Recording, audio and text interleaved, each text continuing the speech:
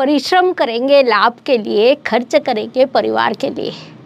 मन को पहचानने वाले लोगों की तुलना में मन को संभालने वाले लोग चाहिए, क्योंकि पहचान कुछ क्षण के लिए होती है और मन को जीवन भर संभाला जाता है। इस बात को कर्क जातकों ने इस महीने मुख्य रूप से ध्यान में लेना चाहिए, क्योंकि आपकी राशि अत्यंत संवेदनशील है। राशि स्वामी चंद्रमा है, जो मन का कारक माना जाता है, दूध का कारक माना जाता है, माता का कारक माना जाता है। संवेदनशीलता, तरलता, स्वच्छता, शुद्धता, यह सभी गुणधर्म आप में प्राकृतिक रूप से होते हैं। नमस्कार, मैं एस्ट्रो गुरु माँ डॉक्टर ज्योति जोशी आप सभी ज्योतिष प्रेमियों का हार्दिक स्वागत करती हूँ। हम 2023 महीने के राशि भविष्य को समझ रहे हैं। उसमें आज हम कर्क राशि के जातकों के लिए यह महीना कैसा रहेगा, इस पर विस्तार से वार्तालाप करेंगे। विभिन्न दृष्टिकोण से इस महीने के ग्रह स्थिति का हम शास्त्रोक्त विश्लेषण करने वाले हैं। साथ ही वीडियो के अंत में मैं आपको इस महीने करने वाले विशेष उपाय भी बताने वाली हूँ, इसीलिए वीडियो को अंत तक देखना ना भूलें।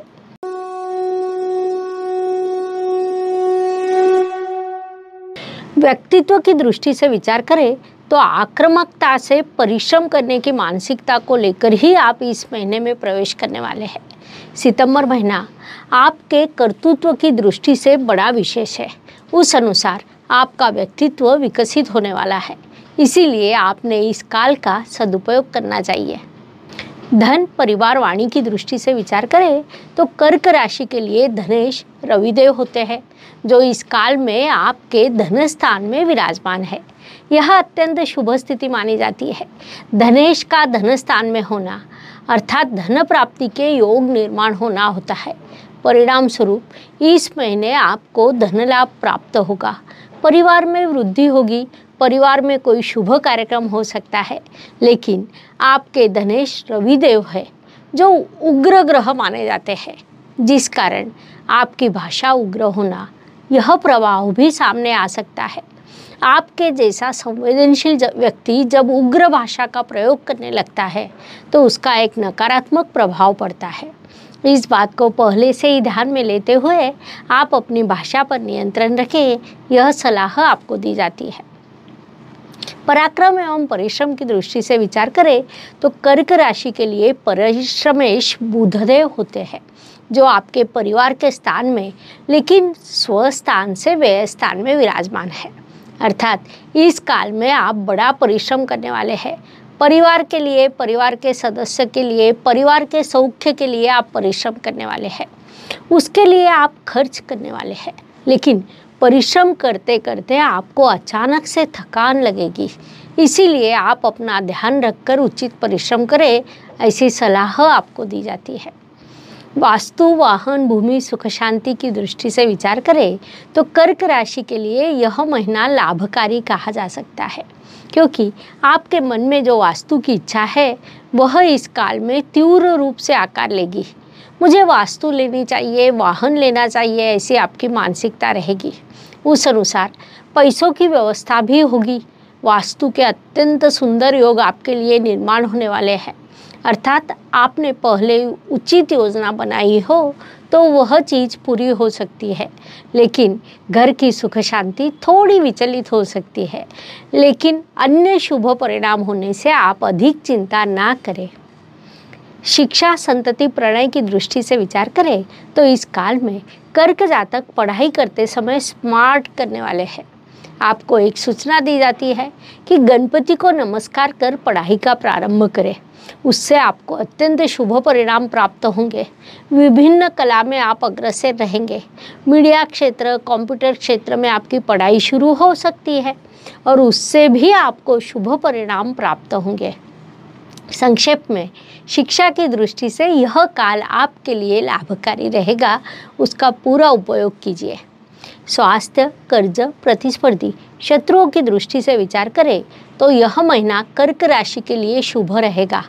अर्थात इस काल में आपका स्वास्थ्य अच्छा रहेगा। जिन्हें कर्जे की आवश्यकता है उन्हें वह सरलता से प्राप्त होगा। शत्रु स्वयं पीछे हट जाएंगे। कोर्ट कचहरी में किसी केस पर आपका कामकाज शुरू हो और आपका पक्ष उचित हो तो उसमें भी आपको सफलता मिल सकती है। इसलिए उस दृष्टि से विशेष प्रयास करने चाहिए। नौकरी एवं व्यवसाय की दृष्टि से विचार करें तो नौकरी करने वाले कर्क जातकों के लिए यह काल उन्नति का रहेगा। आप अपने कार्यस्थल पर अच्छा प्रेजेंटेशन देंगे, अच्छा कार्य करेंगे और उससे आपको अत्यंत शुभ परिणाम प्राप्त होंगे। व्यावसायिक जातक अपने व्यवसाय में उन्नति करने का प्रयास करेंगे। उसके लिए आपका खर्च भी होगा। वह खर्च आपके व्यवसाय के लिए लाभकारी रहेगा, अर्थात वह व्यवसाय पे किया गया निवेश होगा। इसीलिए आप उसकी अधिक चिंता ना करें। भाग्य एवं शुभ संकेत की दृष्टि से विचार करें तो यह महीना कर्क जातकों के लिए कई शुभ संकेतों से भरा है। उसमें मुख्य रूप से कहा जाए तो आपके भाग्येश त्रिकोण स्थान के स्वामी होकर केंद्र स्थान में विराजमान है, जिसे हम केंद्र त्रिकोण राजयोग कहते हैं। इसीलिए हम उसे बड़ा शुभ संकेत कह सकते हैं। उससे आपको अत्यंत शुभ परिणाम प्राप्त होंगे। भाग्येश केंद्र स्थान में और केंद्रेश मंगल ग्रह तृतीय स्थान में विराजमान है। वहाँ से उसकी दृष्टि भाग्य स्थान पर है। कुंडली के तृतीय स्थान को परिश्रम का स्थान कहा जाता है। कुल मिलाकर कर्मेश परिश्रम के स्थान में विराजमान होकर उसकी दृष्टि भाग्य स्थान पर है और भाग्येश कर्म स्थान में विराजमान है। यह अत्यंत सुंदर श्रृंखला बनी है। वह कर्तृत्व की दृष्टि से शुभ रहेगा। इसीलिए आपने इस काल का पूरा सदुपयोग करना चाहिए। कर्म की दृष्टि से विचार करें तो कर्क राशि के लिए मंगल देव की स्थिति महत्वपूर्ण होती है, क्योंकि वे आपके कर्मेश है। साथ ही वे आपके राशि के लिए राजयोग कारक ग्रह भी है। मंगल देव का गोचर आपके परिश्रम स्थान से शुरू है। उपचय स्थान होने के कारण मंगल देव को वह विशेष रूप से अच्छा लगता है। मंगल पाप ग्रह माना जाता है और तृतीय स्थान में कार्यवृद्धि होती है। मंगल ग्रह लगातार कार्यरत रहता है, जिस कारण वह स्थान उसे अच्छा लगता है। कुल मिलाकर आप इस महीने उचित एवं अच्छा कर्म करेंगे, उससे आपको उचित लाभ भी प्राप्त होगा। लाभ की दृष्टि से विचार करें तो कर्क राशि के लिए शुक्र देव की स्थिति महत्वपूर्ण होती है, क्योंकि वे आपके लाभेश है। महत्वपूर्ण बात है कि शुक्र देव इस काल में आपकी राशि में विराजमान है। लाभेश का राशि में आना, धनेश का धन स्थान में होना, यह अत्यंत शुभ स्थिति मानी जाती है, जिससे धन प्राप्त होना, लाभ प्राप्त होना और उससे उचित बचत भी होना, ऐसे शुभ प्रभाव प्राप्त होंगे, जिस कारण यह महीना आपके लिए लाभकारी रहेगा। इसीलिए आपने इस समय काल का पूरा लाभ उठाना चाहिए, ताकि अधिक से अधिक लाभ आपको प्राप्त हो सके। ऐसे काल में कुछ भी बोलने से पहले सोच समझकर बोलना चाहिए, क्योंकि जब इच्छा पूर्ति के योग निर्माण होते हैं तब ईश्वर आपको तथास्तु कहते हैं। इसीलिए सोच समझकर बोले, ऐसी सलाह आपको दी जाती है। व्यय एवं प्रत्यक्ष गमन की दृष्टि से विचार करें तो कर्क जातक इस महीने आपके परिवार के लिए, परिवार के सौख्य के लिए, पारिवारिक जिम्मेदारियों को पूर्ण करने के लिए खर्च करने वाले हैं। ऐसे खर्च करने भी चाहिए, क्योंकि जिम्मेदारियों को पूरा करना मनुष्य जीवन में अत्यंत आवश्यक होता है। उन सभी दृष्टियों से यह महीना आपके लिए लाभकारी है। हर दिन किसी के लिए एक समान नहीं होता। जीवन सुख दुख और उतार चढ़ाव से भरा है। उस अनुसार महीने के कुछ दिन सभी के लिए अत्यंत शुभ होते हैं, तो कुछ दिन अशुभ, तनाव तथा संघर्ष से भरे होते हैं। उस अवधि में हम कैसा व्यवहार करते हैं, इससे हमारी सफलता निर्धारित होती है। उस दृष्टि से विचार करें तो कर्क जातकों के लिए 3, 12 और 22 यह दिन शुभ रहेंगे। इसीलिए प्रयास करना है कि इन दिनों में सबसे आवश्यक कामों को पूरा किया जाए। साथ ही 10, 20, 28 यह दिन अशुभ रहेंगे, तो हो सकता है इन दिनों में संघर्ष बढ़ेगा।